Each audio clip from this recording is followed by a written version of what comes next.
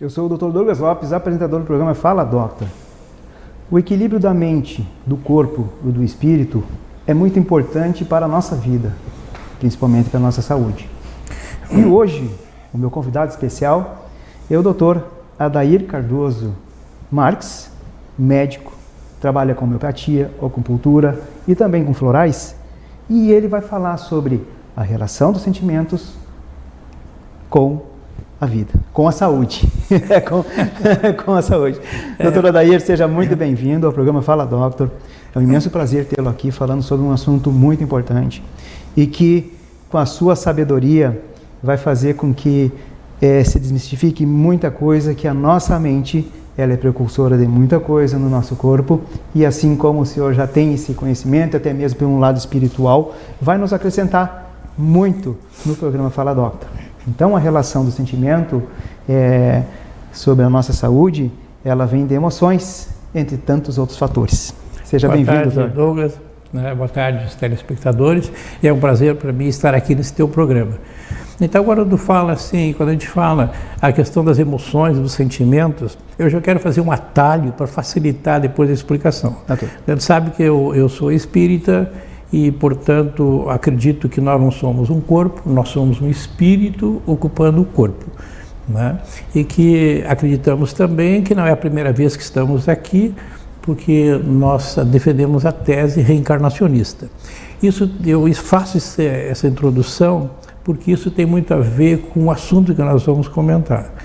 Então, há muito tempo já se sabe em medicina que muitas doenças do corpo são desencadeadas a partir de problemas da nossa mente. As emoções, os sentimentos interferem poderosamente sobre o equilíbrio do nosso corpo físico. Bom, mas o que eu queria atalhar também é que, para nós, o pensamento, as ideias, os sentimentos não nascem no cérebro da criatura, que é corpo.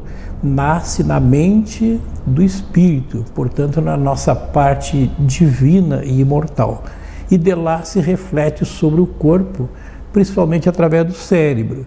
E aí o cérebro, em resposta a isso, libera seus neurotransmissores que levam então a informação e as reações a todo o nosso organismo.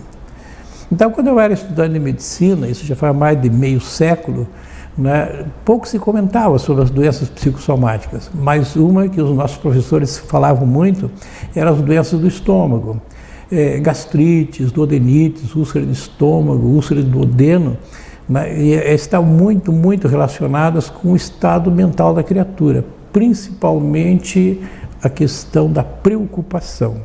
Então, os professores diziam, essas pessoas assim tensas, nervosas, preocupadas, como aliás muitos de nós somos, são candidatos a fazer úlcera de estômago e duodeno. Na época não se tinha uma explicação muito razoável para isso, mas se sabia que tinha essa relação. Depois a coisa foi se ampliando e hoje nós chamamos isso aí de medicina psicossomática. Doenças do corpo cujas origens estão na mente, nos sentimentos, nas emoções das pessoas.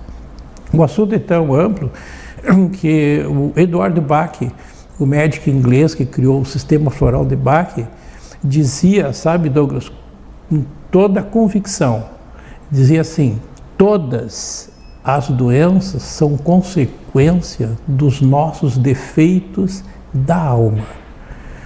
Mas e que defeitos são esses, Bach? E ele dizia assim, defeitos que a maioria de nós temos. Eu tenho, vocês têm.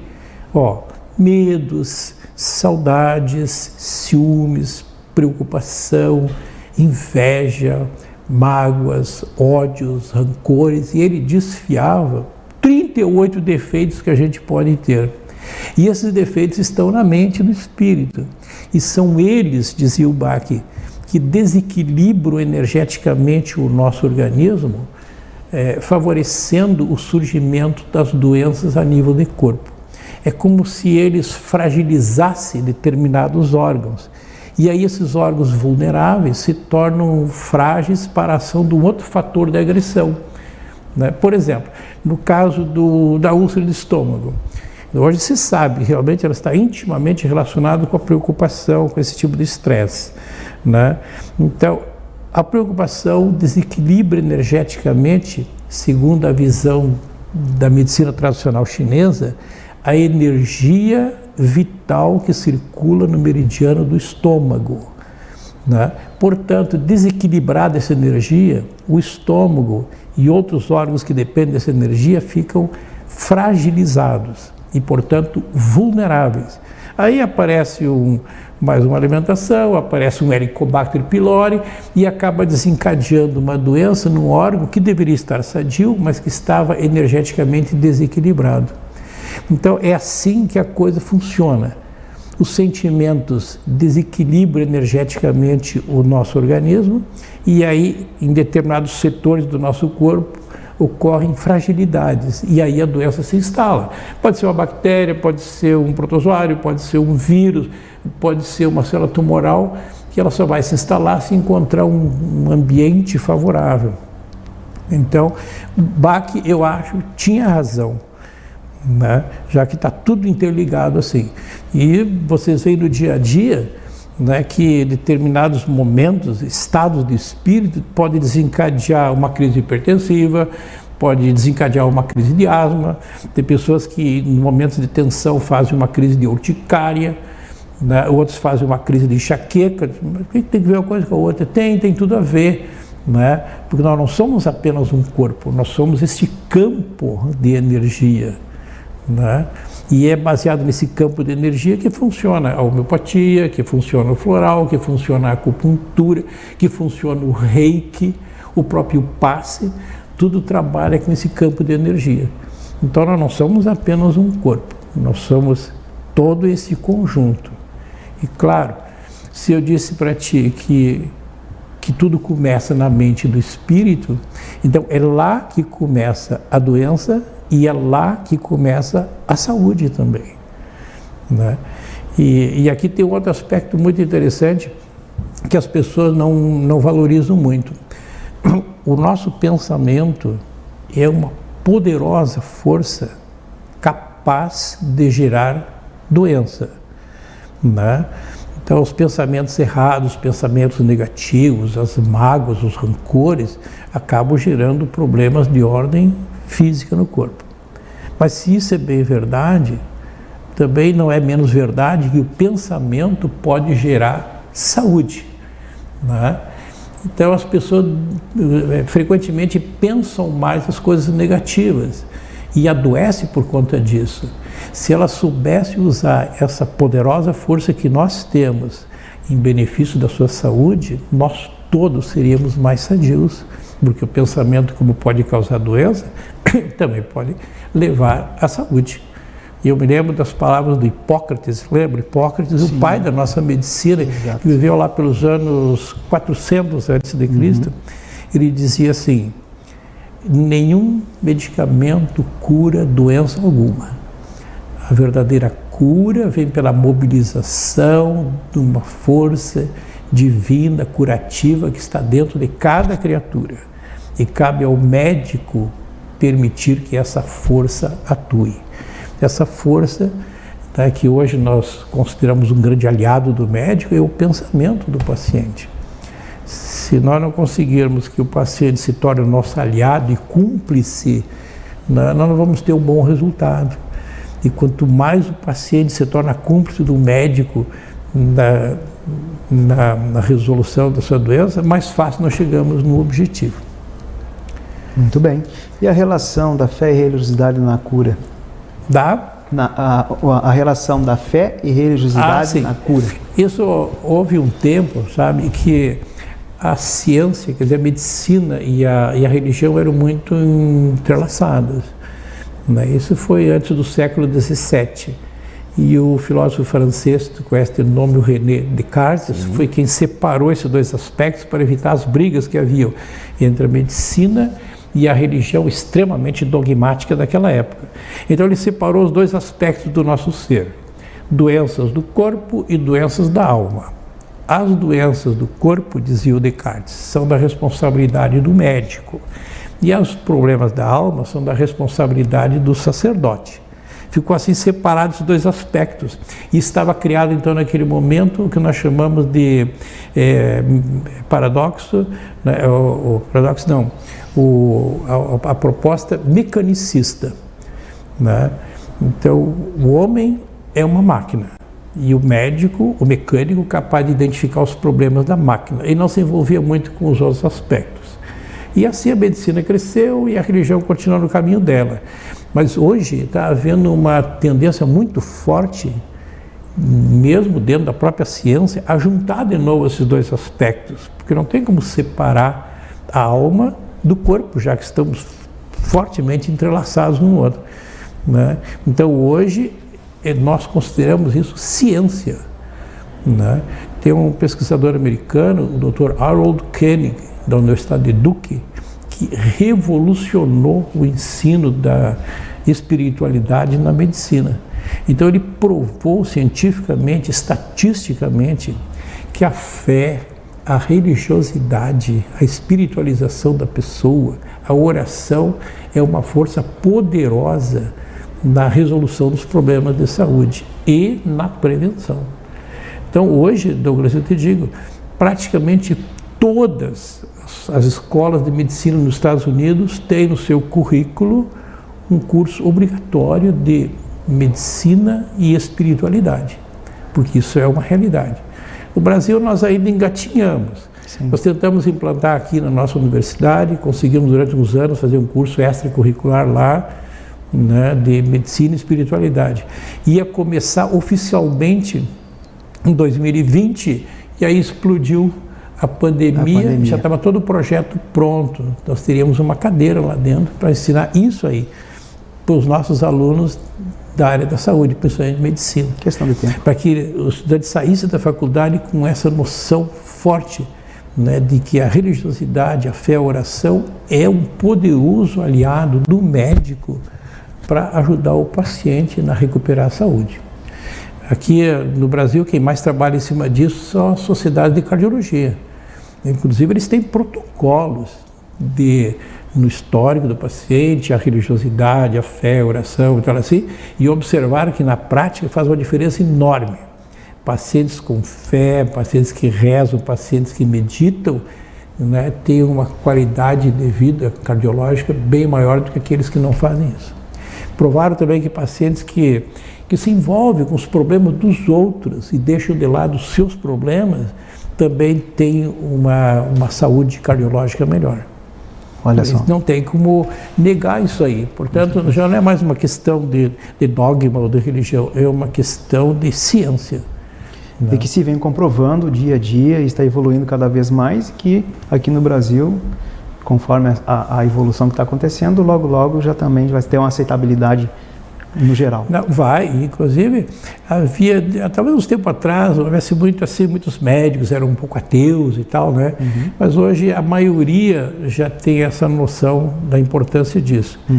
Mas se muitos médicos ainda não acreditam muito nisso, sim, eu te digo, praticamente todos os pacientes, sim, acreditam e têm fé, e tem religiosidade, e frequenta uma religião. Uhum. Né? Sim. Então, se o paciente acredita, nós médicos temos que apoiá-lo, sabendo que isso vai ajudar o paciente. Olha aí. Né? Você aí, ó, pode agora dar uma piscadinha, pode respirar, que eu sei que vocês estão que nem eu. Eu não pisquei, não respirei, porque eu estou escutando tudo que ele está falando, e é impressionante esse lado, um lado espiritual, né, junto com a medicina, fazendo suas uniões novamente, voltando, né, ao que no passado se foi separado por René e agora voltando à tona. Então, daqui a pouquinho nós estamos novamente falando sobre não só sentimentos e emoções, mas muito mais que envolve a relação da saúde e a doença, e que muitas vezes não é a nossa mente ela pode ser muito poderosa para agir a favor, mas logo estaremos de volta.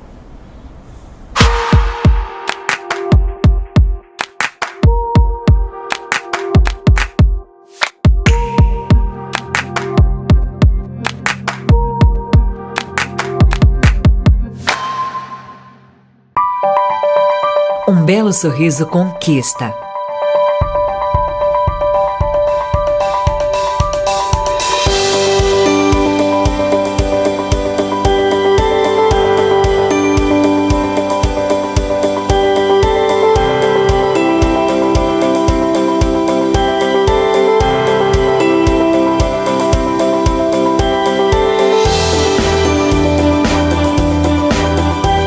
Você já conquistou o seu? Clínica Odonto Doctor, presente em todos os momentos da sua vida.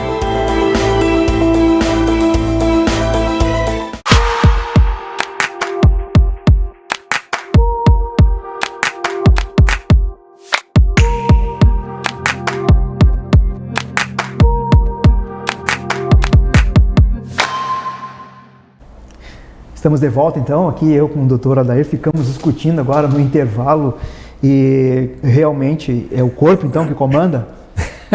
É a mente que comanda? É a mente que comanda. Ah, então é a mente que comanda. Como está lhe dizendo, né? Cérebro e mente que tem que comandar e não o cérebro. Sim, porque na verdade, olha aqui, ó, nós somos, Douglas, um espírito imortal, ocupando temporariamente esse corpo material como um instrumento de manifestação nesse mundo material, né? No dia que o corpo morrer, nós que não somos o corpo nos libertamos e voltamos para o mundo espiritual, né, que é o mundo maior, levando todas as nossas lembranças, sentimentos, emoções, conhecimentos, a ciência, a tecnologia, levamos tudo, porque ela fica armazenada o espírito leva. Na mente do espírito. O corpo se desmancha, porque ele não tem nada a ver com isso, né?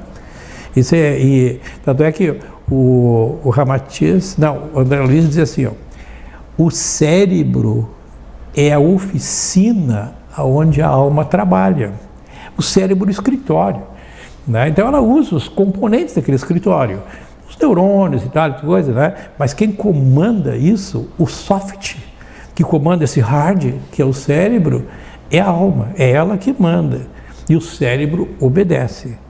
E daí no momento que ele obedece, então ele controla o resto das coisas. No caso, a mente. É isso, a mente manda no cérebro, o cérebro, em obediência a isso aí, manda seus neurotransmissores e tal. A mente e essa parte do nosso espírito controla o corpo também através dos chakras. Isso. Aqueles centros de energia, que são sete dentro da visão oriental, eles também controlam por ali, devido à relação que tem entre os campos de energia do espírito com o corpo. O reiki, né? E também controla, né, através dos meridianos de acupuntura. São 12 meridianos por onde circula a energia vital, a energia aqui, e as terminações desses 12 meridianos se estende ao núcleo dos nossos 60 trilhões de células. Então as terminações desses meridianos de energia vão a todas as células, está tudo entrelaçado, tudo interligado. Então é por isso que às vezes determinados sentimentos, como diz o chinês, né, saudade debilita a energia vital que equilibra o pulmão. Então uma pessoa cronicamente saudosa, sempre melancólica, triste por saudade, ela acaba fragilizando o seu pulmão, que por conta disso acaba adoecendo. Então ele faz uma tuberculose, ele faz um problema qualquer, porque o pulmão está energeticamente fragilizado. E o timo? Né?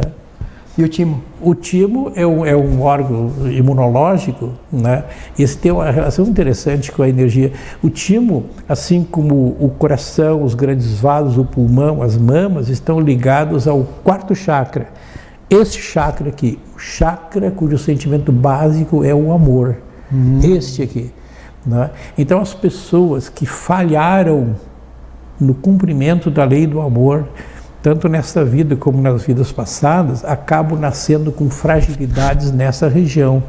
Então, uma das explicações por que as doenças que mais matam atualmente na humanidade são doenças desta região, coração, mama, timo, pulmão e tal, é porque a maioria de nós, em vidas passadas, falhou no cumprimento da lei do amor. Então nós nascemos com falhas energéticas no quarto chakra, de tal forma que a maioria de nós temos no órgãos do quarto chakra com deficiências energéticas. Então, mais fragilmente adoece. Dá um infarto, dá uma angina, dá um problema de pulmão, dá um câncer de mama. Muito interessante. Então, o alinhamento dos chakras é muito importante. É importante. Mas os alinhamentos do chakra também dependem dos nossos sentimentos. Não é só uma questão de alinhá-lo artificialmente. Tu pode até alinhar artificialmente, como tu faz baixar a febre com uma dipirona. Mas se tu não for na raiz do problema, ele desalinha de novo. Então, cada chakra está ligado a um sentimento, a uma emoção, né? Então, nós temos que mudar lá em cima, exatamente como o Bach dizia. Aliás, ele dizia de uma forma muito poética, assim, ó, se nós conseguirmos mudar no paciente, né, os seus sentimentos negativos e substituí-lo pelas virtudes opostas, positivas, né, a doença tende a desaparecer como a neve derrete ao sol. Parece poesia as palavras do Bach, mas é a mais pura verdade. Se tu conseguir mudar a cabeça do paciente, as ideias dele, os sentimentos dele, nós mudamos o rumo de evolução da doença. Trocar o medo pela coragem, trocar a preocupação pela fé, trocar a intolerância, né, pela aceitação, né, trocar o ódio, a mágoa, o rancor pelo perdão, pela caridade, pelo amor, nós mudamos completamente o paciente. E se eu mudar isso na cabeça dele, eu mudo aqui embaixo, porque o corpo é um reflexo da alma. Outro aspecto que eu queria comentar contigo, quando nós falamos sobre a questão da religiosidade, eu digo assim, a maioria dos pacientes tem religiosidade, tem fé, tem oração e tudo, e acreditam que nós não somos apenas um corpo, e que existe um ser, né, uma suprema inteligência do universo que controla tudo. E que nessa vida nada ocorre por acaso, tudo tem um sentido de aprendizado, né? Então, a religiosidade interfere também nas atitudes do próprio médico, a dele, né? Eu vou te contar uma história que eu vivi há pouco tempo atrás. Era uma tarde e entrou na minha sala no consultório uma paciente jovem ainda, acho que não tinha 30 anos, né? E aí ela sentou na minha frente e eu comecei a preencher no meu livro ali, a história, pegar o nome, e ela me disse assim, não, doutor, hoje eu não vim nem consultar, eu vim só para lhe conhecer e lhe agradecer, porque o senhor um dia salvou a minha vida. Aí eu imaginei, bom, acho que era quando eu trabalhava em pronto-socorro, deve ter feito alguma coisa. Eu vou lhe contar o que aconteceu, doutor. Há muitos anos atrás, a minha mãe morava no interior e estava grávida no primeiro trimestre e teve rubéola. E aí os médicos da cidade ali conversaram com ela e acharam que ela devia abortar, porque a criança poderia nascer com defeitos, surda, cega e tal, problemas da rubéola durante a gravidez. E ela ficou muito preocupada com isso, estava angustiada, não sabia o que fazer. Aí alguém disse para ela, não, quem sabe vai a Santa Maria e fala com o meu médico, o doutor Adair, talvez ele possa lhe dar uma luz. E ela veio e falou com o senhor.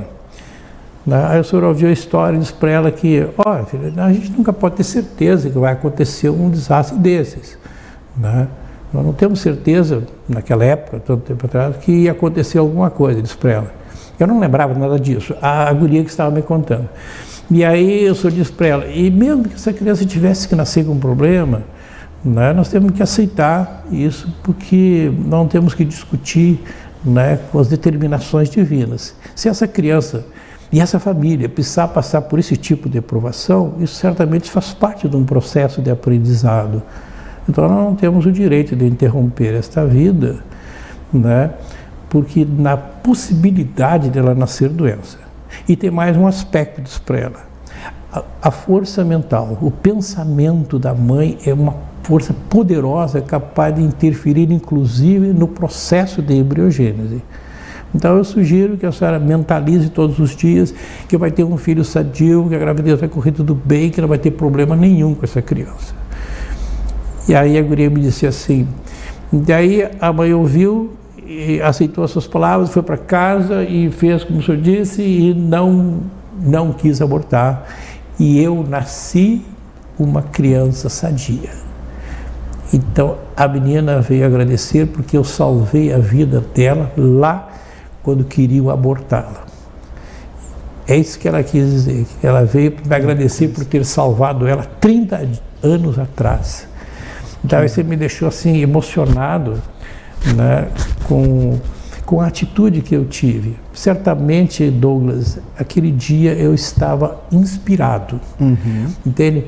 Para dizer as palavras certas, né, e não me arrependo de ter dito aquilo, né? Mesmo que a criança tivesse nascido doente, eu acho que nós não podemos abortar, né, baseado nessa perspectiva, até porque nada ocorre por acaso.